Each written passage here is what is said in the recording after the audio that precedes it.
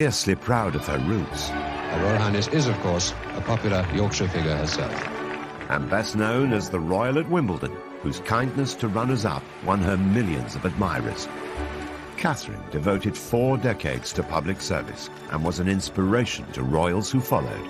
She represents the best of the royals. She is the perfect ambassador for the British royal family. After marrying into the family 60 years ago, I, Katharine Lucy Mary, take thee, Edward. Royal life has come at a cost. From those who doubted she was good enough, there was a lot of opposition to the marriage at first.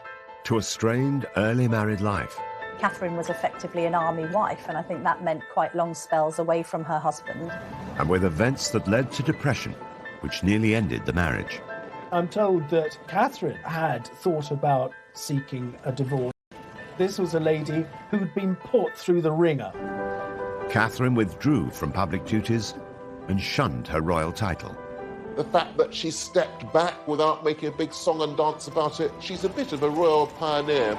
She's challenged royal convention throughout her marriage, from converting to Catholicism to taking on a secret new role. I learnt more from these children than I ever taught them. Beloved by the public and the good causes she supports, how has Katharine succeeded where so many royals have failed? At an age when most people would be forgiven for putting their feet up, she just keeps going on.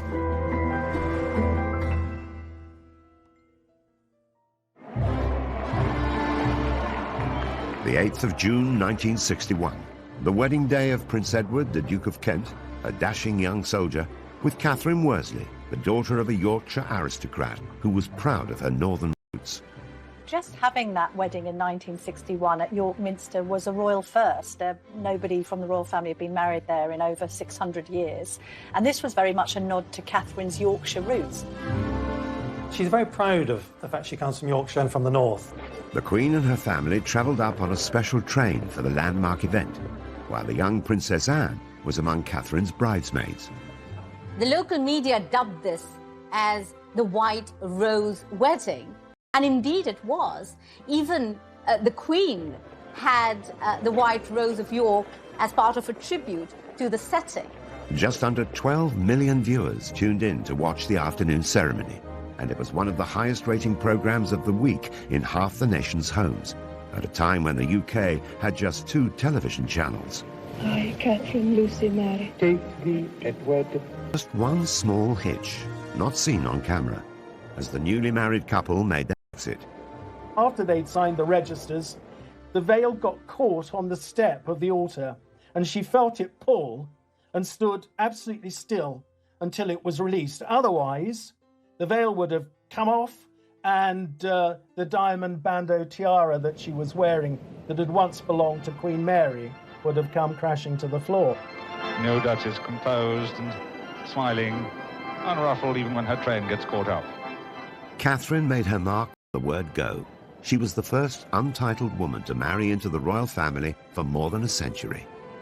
As this 1961 tabloid reveals, it was front-page news that the Duke of Kent was to marry a Yorkshire lass. It did break with tradition, this idea that although she was the daughter of a baronet, that she wasn't royal herself. And that was breaking boundaries and changing things. She's definitely upper class. She had no title, but her parents had a title. It was clearly a love match. And she was quite clearly a sweet girl, and that was how she was portrayed. Marrying into the firm had not been Catherine's long-term ambition, but she went on to embrace the royal family on her terms. From an early age, her biggest passion was music, as she explained in a revealing interview on Desert Island Discs. Well, I hoped music would be my life. I don't think I had any other real ambitions at that time. So I get very emotional about music and was very sad to slowly have to give it up. The story of the aspiring music teacher who put her career on hold to be a royal began on the 22nd of February 1933. She was born Catherine Worsley at Hovingham Hall near York. Her father was Sir William Worsley, 4th Baronet. The Worsley family have owned the estate for more than 400 years and remain there to this day. Catherine's background was certainly aristocratic, and she lived quite an idyllic existence at the family estate in Yorkshire. As these charming family photographs reveal, the young Katharine found plenty of play areas within the extensive grounds of the Hovingham estate. But her childhood was solitary because her 3 older brothers were away at prep school during term times. Katharine was very close to her father, very fond of him. Katharine talks about how, as a child, he would often take her to the beach at Scarborough, and they would indulge with her playing on the sands. Katharine went to school from the age of 10, first at St Margaret's, then based at the stately Castle Howard, close by her home. But when she was 13, she went to boarding school near Cromer on the Norfolk coast. Shy and homesick, she took comfort in music. She hoped that music would be her life. She studied it until she was 25, and she absolutely adores it, even to this day. Another family photo shows Katharine in her 20s, glancing coyly to one side, showing signs of the shyness she'd carried throughout her life, and which she later described with characteristic modesty. Would you say you're quite a shy person? Yeah. Very, actually. It's my nature. It's the way I was born. By the 1950s, Katharine was living and working in London as a nursery assistant. She was also courting a war hero, Andrew Burnaby Atkins, awarded 2 military crosses for bravery in World War II. Andrew Burnaby Atkins, whom I knew slightly, was an incredibly glamorous figure, but the girls I knew who were keen on him, they all knew it was no good. They all said rather gloomily, he's after this blonde in Yorkshire. There was this sense, I think, that her mother wanted more for her than this military man. Some royal observers believe Catherine's mother persuaded her to end her courtship with Andrew so that she'd be free to marry the Duke of Kent. I think that Lady Worsley, once she knew the Duke of Kent was after Catherine, Prince Eddie was after Catherine, I think may well have put a bit of pressure on her, steered her in the direction of Prince Eddie. When the Duke of Kent came on the scene, that really put paid to any kind of chance that Andrew Burnaby Atkins would have had as a possible husband for Catherine. It's often reported that Catherine's parents arranged her first meeting with Edward by inviting him to lunch while his regiment was based nearby. But Katharine had already struck up a friendship with him. She herself has said that they met at a private party in London, and they became firm friends. And as a consequence of establishing a firm friendship, the Duke of Kent was a very frequent visitor to Hovingham Hall. Prince Edward was 20 years old and nearly 3 years younger than Katharine. The army officer was a sports fan with a passion for motor racing, and as the Queen's first cousin, Edward was then 8th in line to the throne. He was regarded as very glamorous, and as Duke of Kent in the 1950s, he was very, very eligible. You know, after Prince Philip, he was probably the best-known young male royal, so probably quite a catch. Catherine's mother had big ambitions for her daughter's relationship with Edward, but hadn't reckoned on his mother, the then Duchess of Kent, Princess Marina. She was so dubious about Catherine's suitability as a royal bride, it would take her 3 years to agree to their engagement. I think there was a lot of opposition to the marriage as he was then. When he first met Catherine, he certainly would have been thought too young to marry. Princess Marina was descended from Greek and Russian royalty and believed monarchy stood apart from everyone. She once described the young Queen Mother, Elizabeth Bowes-Lyon, Earl's daughter, as a common little Scottish girl. Princess Marina wasn't totally sold on the idea of her son marrying the daughter of a local squire. There was one occasion when Edward was with his family and other members of the royal family at Sandringham. And Princess Marina absolutely forbade him to leave Sandringham to go up to Hovingham to see Catherine Worsley. Of course, he totally ignored her and went. Under the Royal Marriages Act, the Queen's consent was required before any royal under the age of 25 could marry. The young couple waited for Edward to come of age and even agreed to spend a year living apart. While he served in Germany with his regiment, Katharine visited her brother in Canada and travelled in the USA and Mexico. I would imagine the year apart, that they spent apart from each other, was so that they both were certain of what they wanted to do. The separation made them more determined to be together and prove their devotion. In a frank radio interview years later, Katharine acknowledged that they made a wise decision. I went abroad for a while to think it out, and during that time I think it just made us both quite certain that it was the right thing. It made them realise that what they felt for one another was for real. So when, of course, they came back, Princess Marina really had no choice but to give her permission to their marrying. Princess Marina coached Katharine in royal standards of behaviour, and once Katharine was married to Edward, she took on Marina's title to become the new Duchess of Kent. In Katharine's position, would any young woman be ready for the challenges of royal life? Marina had a very, very high profile in the family as the Duchess of Kent. I think to be the new Duchess of Kent, that's a difficult role. So you're a woman of 28 who's married into the royal family, given up your independence. You've got possibly an overbearing mother-in-law, and you've got an extensive programme of royal duties as well as being a military wife. I think this is a lot to take on all at once. As Duchess of Kent, Katharine's taxing royal schedule lay ahead of her, but her love of music would never go away and would lead to a secret second life. Katharine, being Katharine, said, well, let me come in and do a singing lesson for you with your class, and I'll just come and help you.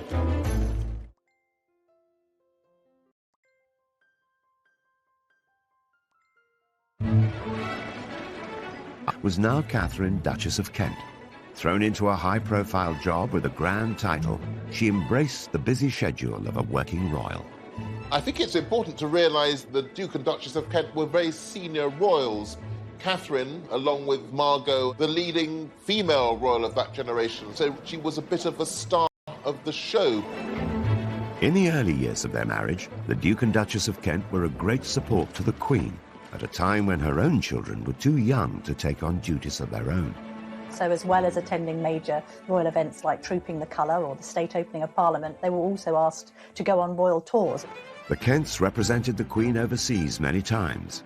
One of their earliest visits was to Uganda in 1962 to mark the country's independence from British colonial rule. There's about 45 countries that go through that process in the first 30 years of the Queen's reign. Uganda, British Guyana, Barbados. This is a very important representative function. So the Duke and Duchess of Kent were very significant in that. Katharine gave birth to their oldest son, George, a year after their marriage. They joined Edward in Hong Kong for a year during his military service. By 1970, they had 2 more children. While the Duke had served in Germany and Cyprus, Katharine was mostly in the UK, juggling her busy royal schedule with raising their family. Katharine was effectively an army wife, and I think that meant quite long spells away from her husband, and I think proved very difficult for a couple just starting out in life together. I think if you marry somebody who's in the army with a serious career, you'll get to have periods of separation, and I suppose it does pall eventually, but I think it's probably, she would look back on that as quite an important time in her life. Katharine's time was filled with numerous public duties. Though she never overcame her shyness, she kept her common touch and felt right at home with everyday people. They said they didn't know what to do with themselves in the holidays. You don't have that problem, do you? Nice to see you all. The fact that she was always very cheerful looking and smiling, the fact that she was quite tactile with members of the public, I think really endeared her to the nation at the time. Katharine seemed to hit on the ideal formula for royal conduct. She'd be an inspiration to the royals who followed her example, like Princess Diana. They both understood what it meant coming from the outside and having to try and adjust to a very different way of life. As Diana was to achieve later in her charity work, Katharine kept the focus on the cause rather than herself. The earliest stage of her life, when she had a bigger public profile, it was about bringing the public profile to the charities. Katharine did this, Diana did this, so it wasn't about look at me, it was about the work that she did. Katharine through the annual Wimbledon tennis tournament. Her husband has been president of the All England Club since 1969. She accompanied him for more than 3 decades and was soon invited to present awards. I always used to observe how humane she was in always comforting the loser and speaking directly and passionately to the person who hadn't won the trophy. Catherine's most famous moment of consolation came in 1993, when Jana Novotná was beaten in the women's singles tournament by Steffi Graf. As this famous TV coverage reveals, Novotná burst into tears during the presentation ceremony. The loser had to make do with some royal words of comfort from the Duchess of Kent. Catherine's embrace, watched by millions of viewers, revealed her to be one of the most demonstrative of royals. Although some people might have been surprised at the member of the royal family just expressing a natural human emotion, for Catherine that was just the normal, natural thing to do, and it was very impressive. In a candid interview years later, Catherine was still modest about her hug with Jana Novotná. You put your arm around her, and well, that's what you do when people are crying. A lot of people at the time said, my word, a member of the royal family. We are quite normal people. We do hug people who cry. We don't say, there, don't stop crying, no.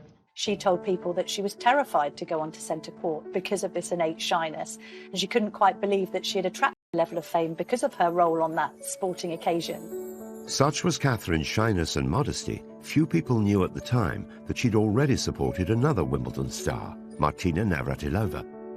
The communist regime in her homeland of Czechoslovakia refused to let her family join her in London for the 1978 contest. We don't quite know what the Duchess did, but there were reports that weren't denied that she had lent a hand in making sure that Martina's mother could be there to witness her tennis skills on the court in Great Britain. What are your impressions now of this country and of this tournament so far? It's very nice here, but I'm very glad to see my daughter. Catherine stopped presenting trophies in 2001. There were also reports of her being displeased with the club after they reprimanded her for trying to bring a non-royal visitor into the royal box. In fact, she was trying to give a treat to the son of a London head teacher, Philip Lawrence, who'd been killed outside his school in a street attack that shocked the nation. Pupils and colleagues gathered today at the Roman Catholic school in London's Maida Vale and paid tribute to their head teacher, who was married with 4 children. Catherine became very friendly with Philip's widow and also with Philip's son, and she tried to get the son into the royal box and got a rather curt note saying it's not appropriate to have non-royal children in the royal box. And continued to attend for years and years after that, but just in the stands with everybody else because she went along with friends. Catherine has often found herself going against the royal grain. And in 1993, a chance encounter would lead to a new secret life, and one that would finally allow her to share her love of music. She had met one of the classroom teachers from the Wansbeck Primary School, and this teacher was explaining to her how nervous the teacher was about teaching music. So Catherine, being Catherine, said, well, let me come in and do a singing lesson for you with your class, and I'll just come and help you. And so, for the next 13 years, Catherine commuted to Hull once a week to teach music in a primary school, and later at schools across the country. As this touching documentary reveals, her rapport with children is instant. What's your favourite pop group? Black Eyed Peas. Is it? What's yours? I like blue. You like blue? I think everybody likes blue. Westlife? Yeah. Everybody says that now. Catherine only brought cameras into schools when music education needed attention. Until then, she taught in secret, relying on staff discretion and using the name Mrs. Kent. Nicholas Robinson, her friend and a former head teacher, watched her at work. We travelled up on the train from King's Cross. She was in her tracksuit and trainers. And what really struck me was at the end of the 50 minutes, when she said, right, my children, it's time to finish. We've come to the end of our singing lesson. They all started saying, oh no, miss, please, can we sing that last song again? From my experience of singing, to have children saying, please, can we have another song after 50 minutes, was just really striking. One of the books I read, called Rhinoceros in the Classroom, said something very true, which is that a classroom is a room full of learners. I learnt more from these children than I ever taught them. She did it with the Queen's blessing, because I think both women understood that this is where Catherine's passion lay, and it wasn't going to interfere with any affairs of state or indeed family matters. The Queen has been so grateful for Catherine's contribution to the royal family, she gave her a special award. Catherine was given the Dame Grand Cross of the Victorian Order, which is in the monarch's personal gift. So I think the Queen has been quite close to Catherine and has been very keen to thank her for her service to the royal family through the decades.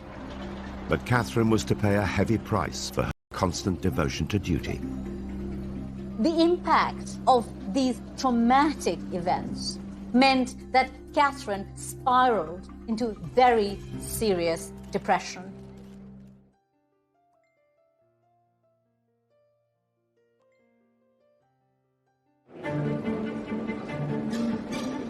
In 2002, whilst Catherine was teaching, I really will. Come the mid-90s, a lot of other royals have stepped up to the mark. Catherine decides to step back, as it's now known. She doesn't make a big announcement and sing-song about it. By announcing that you're stepping back from something, you draw attention to yourself. So I think that what she did was much more dignified. Aged 69, after more than 40 years of loyal public service and now a career as a music teacher, Catherine's decision was fully supported by the royals. But she went a step further in her diversion from the royal path. Catherine did not want to use the title of Royal Highness.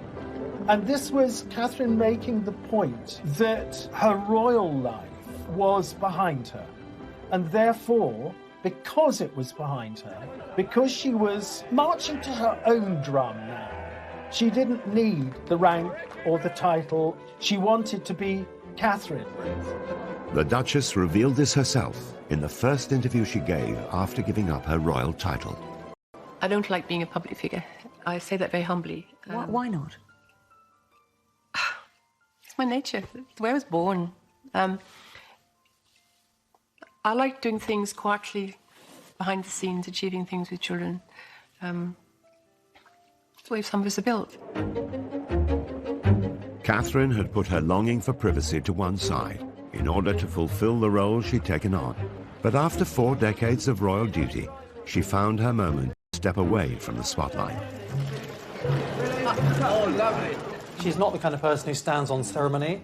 So I think asking to be released from that title, HRH, would be simply a genuine desire so that there would be no barriers between what she's trying to do and between her and ordinary people. It was an unusual move for a royal, but the Queen gave Catherine her blessing. It is quite significant to say to the Queen that you want to drop the use of your HRH status. There's quite a strong bond between the two women because they're of a similar age, the Queen 94, Catherine 88. And I think the Queen had admiration for the way that Catherine was quietly going about the business of trying to make life better for others. But the Duchess's desire to step back from royal life led to unfavourable speculation in the media. She was branded a recluse. Catherine opened up about this in her heartfelt chat with Fiona Bruce. What do you make of that? I mind terribly. You mind terribly? I mind terribly. I mind so much because I'm not. I never was. I'm far too busy, Fiona. Teaching is a very full-time job. I travel to Manchester, I travel to Albury, I travel to London on a regular basis to various things. I look after my family, I cook for my husband. Being a recluse, actually she was secretly teaching at a primary school in Hull, so she was never off the scene, but just perhaps below the radar. The decision to drop her HRH title wasn't the first time she sparked headlines. In 1994, the Duchess caused great controversy when she once again pushed the boundaries of royal protocol, converting to Catholicism. Those close to her say she still retains a genuine affection for the Church of England, but they say she's embarked on what they call a personal spiritual journey. It was very significant, largely, of course, because not since 1701, the Act of Settlement, had a member of the royal family become Catholic. The Duchess arrived for the private ceremony with her husband to the applause of waiting well-wishers. Catherine's decision to ask the Queen to allow her convert was really another example of what a determined woman she was. Despite being head of the Church of England, the Queen approved of Catherine's personal decision, but the move still caused a stir in the press. The media regarded it as quite controversial simply because it had never happened before. And this was at a time when, there'd been a lot of press coverage about the Duchess. Converting to Catholicism was a big step. She would not have done it in any kind of way to upset anyone else. It would have been a private matter for her. It's thought that Katharine had turned to Catholicism following tragic events that she faced as a mother. At the start, family life seemed almost idyllic. In the 1960s, I think it was a very happy family. They had the lovely house of Coppins in Iver, about 15 miles to the west of London, which had been inherited from the Duke and Duchess of Kent, the previous generation. The couple have 3 children. Their eldest child, George, known as the Earl of St Andrews, their middle child, a daughter, Lady Helen Windsor, and their youngest child, Nicholas, Lord Windsor. She seems to have had a desire to have a big family, so they had the 3 children, and it seems that she wanted to have a 4th child. But the years that followed would be some of the worst of her life. Along with losing both of her parents, the dream of having more children ended in tragedy. In 1975, at the age of 42, she became pregnant with her 4th child, but very sadly, she contracted German measles. And of course, German measles in the first trimester can have the most devastating effect. And she had a termination. And I don't think she ever really quite forgave herself for that. But at the time, it seemed absolutely the right thing to do. Although the decision was medically advised, it's said to have plagued Katharine ever since. And small. At 44, she conceived another child, and I think they were both delighted. At birth, after 36 hours struggling to keep him alive, this baby died. And it devastated her.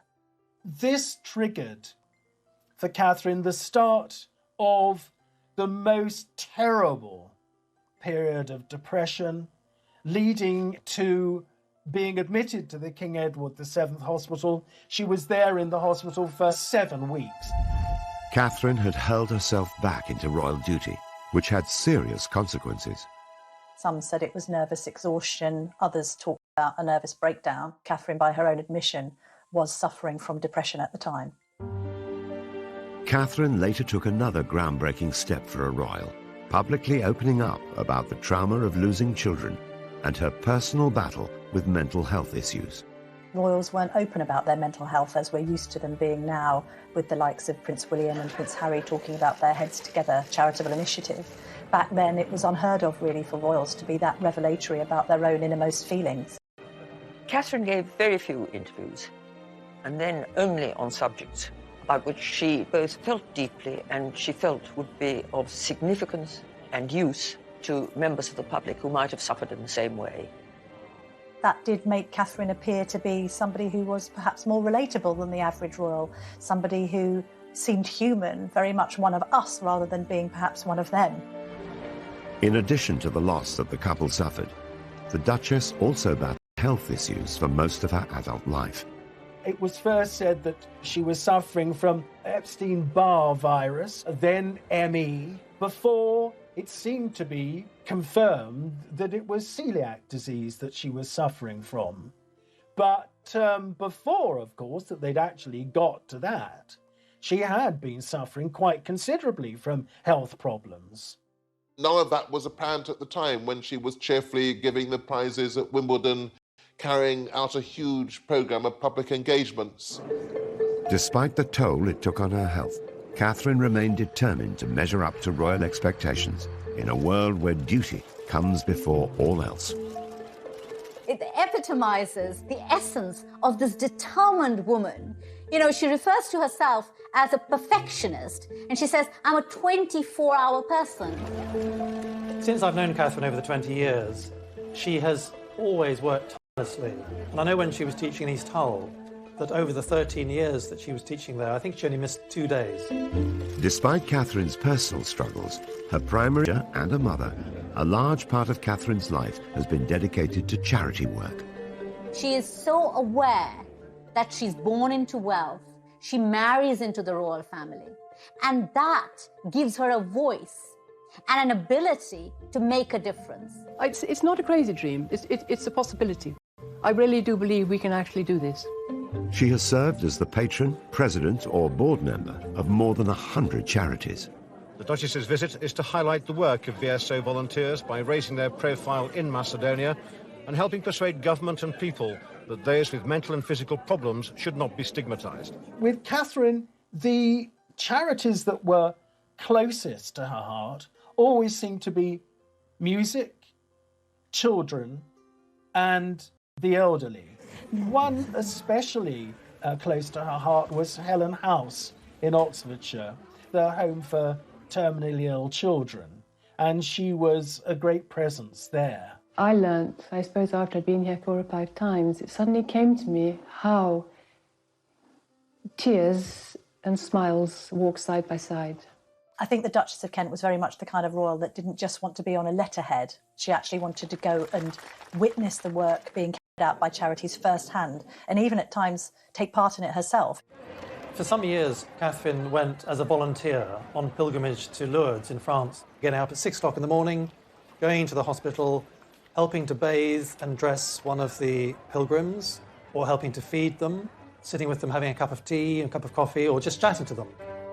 After she took on her role as patron of the Samaritans, the Duchess insisted on becoming a Samaritan herself, personally taking calls from those in need. She worked for them as a volunteer for many, many years, and she was always known as Kate. And, of course, nobody knew who they were talking to. I remember I said to her, how do you cope if somebody rings up and says, I want to die? What do you say? And she replied, you have to cut everything else out and focus solely on trying to help that person. Here's a woman who's led a life of the most unimaginable wealth and privilege, and yet has managed to retain the common touch. She's still that golden-haired lass from Yorkshire, you know, who married the royal prince.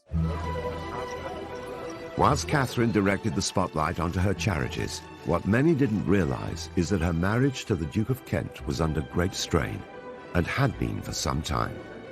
Catherine and Edward were quite different people with very different interests. And though they were very much in love and had a loving family life, this put a strain on their relationship. But 2 children and Catherine's serious depression, the relationship became strained to the point of breaking. Catherine needed her husband to be there for her. Edward was raised as a royal. He was part of the royal family. With the repression that can bring, with the restrictions that can bring, Edward wasn't able to deliver. It's even thought at the time that the couple were considering divorce.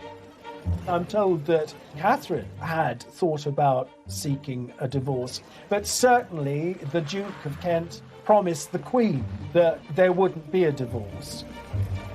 Divorce was still frowned upon by the Church of England, and as its head, the Queen could not have supported such a controversial decision. Catherine stuck very closely to doing the right thing. She would never have dreamt of doing anything that she felt the Queen would disapprove of. She did not allow any marital discord to affect her relationship either with the royal family or with the life of service she had chosen. Edward and Catherine stayed together, and so whilst they would still undertake engagements together, they began drifting apart and would lead pretty much their own separate lives. When newcomer Diana faced similar struggles in her royal marriage, an unlikely friendship developed. She understood Diana's problems. She could see the privilege, but also the pain.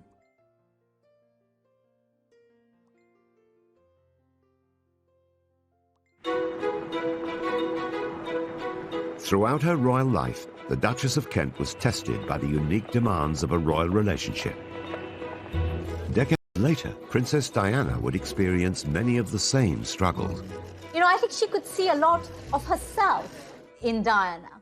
And later on, when they came to, reside together in Kensington Palace, they became very close friends. She advised Diana at critical moments of her life on how to handle the pressures in her marriage. Despite the age gap of almost 30 years, Catherine and Diana formed a unique friendship that lasted until Diana's death. Catherine and Princess Diana went through a certain number of the same experiences. They both suffered immense grief. They both found themselves isolated at times. They both had to overcome mental difficulties, and they both had that quality of warmth and empathy with people. They were both free spirits, both wanting to respect the Queen and their royal role, but equally... Katharine admitted in a media interview years later that she understood Diana's problems and sympathized with them because she could see the privilege but also the pain. And so I think Katharine did put an arm around Diana and try and help her through some very tough times. Katharine knew too well the rigour of royal life. Now aged 88, with her royal duties and her HRH title behind her, Katharine, Duchess of Kent, seems to be living a life away from royal grandeur. And aside from the weddings of Harry and William, over the last 19 years, Katharine has rarely been seen in public. She's been able to pick and choose the few royal events that she attends, big weddings, occasionally trooping the colour, anything that's special for the Queen, with whom I think she has a close relationship. The Duke and Duchess of Kent are lucky enough to be grandparents to 10 children, so that must be a rather lovely phase in life, that she's able to spend time with the grandchildren. It's often interesting to see royals who are now in their 80s being described as sort of having stepped back from public life. Well, Katharine's still working on her charities, even though she's well beyond retirement age. Even at nearly 90, Katharine is committed to public duty. In 2004, rather than winding down after retiring from royal life, Katharine co-founded a music charity, Future Talent. I know she's patron president of many organisations and charities, but this particular charity is her own vision. It's her baby.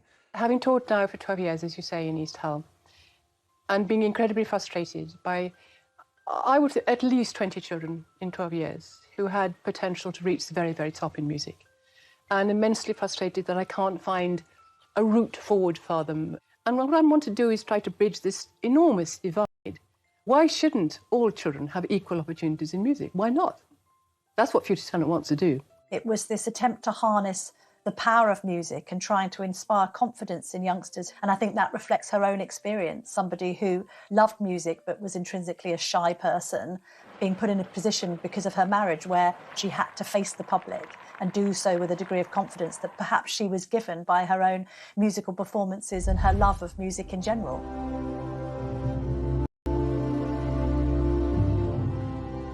The charity has recruited ambassadors such as Dame Judi Dench and Sting, and Katharine has organised concerts at Buckingham Palace and Windsor Castle for the young musicians. Right from the beginning, Katharine would go into the office 2 or 3 times a week and we'd be writing letters and making phone calls. At an age when most people would be forgiven for putting their feet up and taking it. 7 decades, the Duke and Duchess's marriage has not been without its difficulties. But after living largely separate lives, in 2013, Katharine moved back into their home, Wren House in Kensington Palace, after Edward suffered a stroke. It's rumoured that the two are closer now than they have ever been before. But this is the quintessential Katharine, giving support and succour when she feels it's needed, whether to her husband, who is now ailing, or in the past to the weeping Jana Novotná in Wimbledon. The Duchess is still close with her royal relatives, and her neighbours at Kensington Palace include William and Kate. It's a family community, so that's rather lovely that they're still integral members of the royal family. I'm sure that occasionally they would see the Queen. Catherine Worsley married into the royal family against all the odds, and has not only survived, but has lived royal life on her own terms. She's transformed what it means to be a royal, the fact that she became a Catholic, which a generation before wouldn't have been acceptable, the fact that she stepped back without making a big song and dance about it, the fact that she taught quietly in a school. I don't think we have any examples of any other royals that have been able to be that free-spirited and independently minded, while at the same time remaining within the royal fold and not offending anyone by their own desire to do things a little differently. The Duchess has proved that you don't need to do everything the conventional way to lead a life devoted to public service. She has spent most of her life trying to help other people. And that service is what the monarchy is about. Catherine seemed somehow to puncture the barrier which some people feel it was between them and other royals, and in terms of her public life has never really put a foot wrong, whatever may have been going on in private. So yes, she's a bit of a royal pioneer.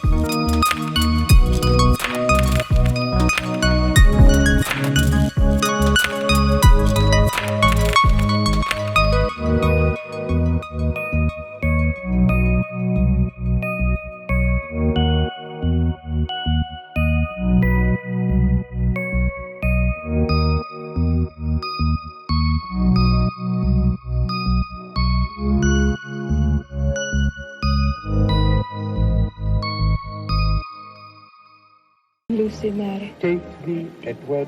Just one small hitch, not seen on camera, as the newly married couple made their exit. After they'd signed the registers, the veil got caught on the step of the altar, and she felt it pull and stood absolutely still until it was released. Otherwise, the veil would have come off, and the diamond bandeau tiara that she was wearing that had once belonged to Queen Mary would have come crashing to the floor. No Duchess, composed and smiling, unruffled even when her train gets caught up. Catherine made her mark on the word go. She was the first untitled woman to marry into the royal family for more than a century. As this 1961 tabloid reveals, it was front-page news that the Duke of Kent was to marry a Yorkshire lass. It did break with tradition, this idea that although she was the daughter of a baronet, that she wasn't royal herself. And that was breaking boundaries and changing things. She's definitely upper class. She had no title, but her parents had a title.